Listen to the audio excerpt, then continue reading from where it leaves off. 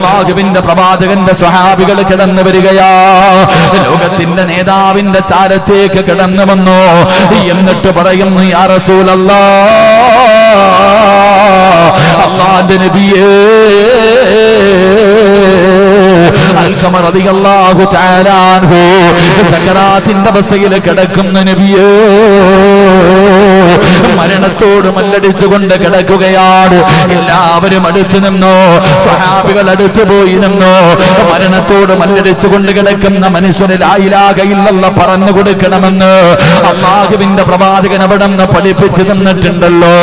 അതുകൊണ്ട് മരണത്തോട് മല്ലടിക്കുന്ന അൽഖമ എന്ന സ്വഹാബിയുടെ ചാരത്ത് അവിടെ നിന്നുകൊണ്ട് പറഞ്ഞു കൊടുക്കുകയാ, ലാ ഇലാഹ ഇല്ലല്ലാഹ്.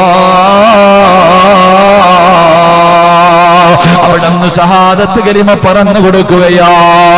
പടച്ച റബ്ബേ, അൽഖമയ്ക്ക് പറയാ കഴിയുന്നില്ല നബിയേ, നാവ് പൊങ്ങുന്നില്ല നബിയേ. അല്ലാഹുവിന്റെ പ്രവാചകന്റെ ചാരത്ത് മലക്കുകൾ വന്ന് പറഞ്ഞതാ, സഹാബികൾ വന്ന് പറഞ്ഞു കൊടുക്കുകയാ. അല്ലാഹുവിന്റെ റസൂൽ അവിടുന്ന് ചോദിച്ച ഒന്നാമത്തെ ചോദ്യം എന്തെന്നറിയുമോ? സഹാബാ, അൽഖമ നമസ്കരിക്കുമോ? സഹാബാ, അൽഖമ 5 നേരം നമസ്കരിക്കുന്ന സ്വഹാബിയാണോ? അല്ലാഹുവിന്റെ റസൂൽ അവിടുന്ന് ചോദിക്കുമ്പോ സ്വഹാബികൾ പറയുന്നു, യാ റസൂലല്ലാഹ്, അല്ലാഹുവിന്റെ നബിയേ, ഒരു വഖ്ത് പോലും മുടക്കാത്ത സഹാബിയാ. രണ്ടാമത്തെ ചോദ്യം എന്തെന്നറിയുമോ? സഹാബത്തേ, ഉമ്മ ജീവിച്ചിരിപ്പുണ്ടോ? സഹാബാ, ഉമ്മയോട് എങ്ങനെയാണ് പെരുമാറുന്നത്? സഹാബികൾ പറയുന്ന, മുത്തുനബിയേ, ഉമ്മയോട് വലിയ സ്നേഹമാ, ഉമ്മാനെ വല്ലാത്ത കാര്യമാ, ഉമ്മയുടെ ഏത് ആഗ്രഹവും സാധിപ്പിച്ചു കൊടുക്കുന്ന മകനാ. പക്ഷേ ഉമ്മ ഒരേ ഒരു പരാതി പറയാറുണ്ട് നബിയേ. അൽഖമ റളിയല്ലാഹു തആല അൻഹുവിന്റെ മാതാവുണ്ടല്ലോ, തന്റെ മകനെ കുറിച്ച് ഒരേ ഒരു പരാതി മാത്രമേ പറയാറുള്ളൂ. അല്ലാഹുവിന്റെ പ്രവാചകൻ അവിടെ നിന്ന് വിളിച്ചുകൊണ്ട് വരാ പറയുകയാണ്. ലോകത്തിന്റെ നേതാവിന്റെ മുന്നിലേക്ക് അൽഖമ റളിയല്ലാഹു തആല അൻഹുവിന്റെ പ്രിയപ്പെട്ട മാതാവിനെ കൊണ്ടുവരികയാണ്. മുത്തുനബിയുടെ ചാരത്ത് വരുമ്പോ അവിടെ നിന്ന് പ്രവാചകൻ ചോദിക്കുന്നു, ഉമ്മാ, അൽഖമയും ഉമ്മയും തമ്മിൽ എങ്ങനെയാണ്? അൽഖമയും നിങ്ങളും തമ്മിൽ, മകനും ഉമ്മയും തമ്മിൽ എങ്ങനെയാണ്?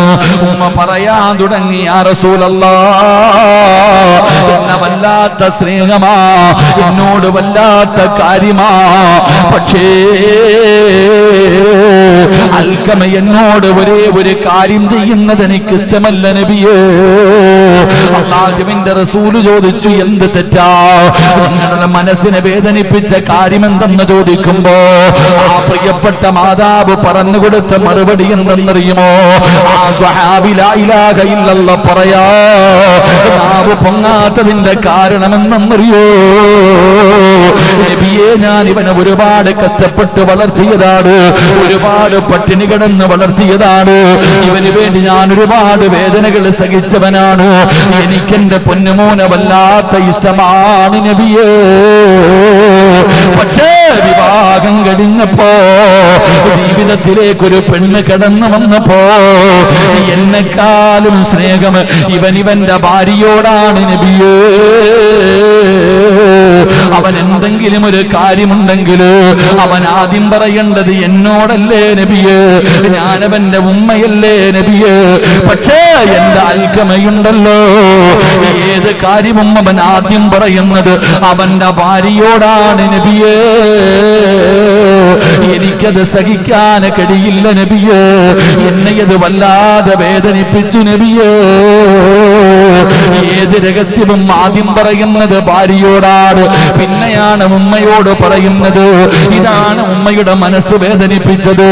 അല്ലാഹുവിന്റെ പ്രവാചകൻ പറയുന്നു, ഉമ്മ അൽഖമ സക്കറാത്തിന്റെ അവസ്ഥയിലാ.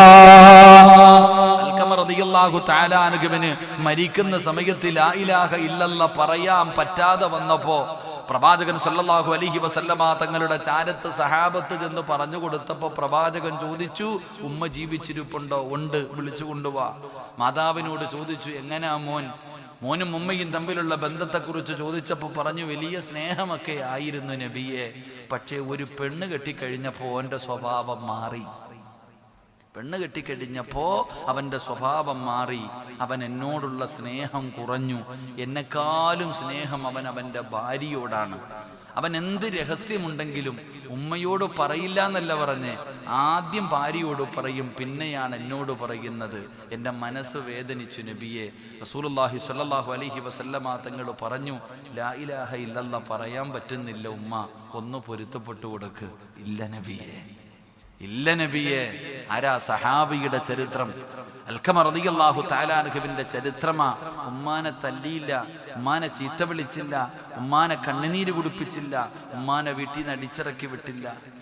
ഉമ്മാടെ മനസ്സൊന്ന് വേദനിപ്പിച്ചു ഒരൊറ്റ വാക്ക്. ആദ്യം രഹസ്യം ഭാര്യയോട് പറയും, പിന്നെ ഉമ്മാനോട് പറയും. നമ്മൾ ഉമ്മാനോട് പറയാറേയില്ല. അള്ളാഹു നമുക്ക് ഈമാൻ നൽകുമാറാകട്ടെ.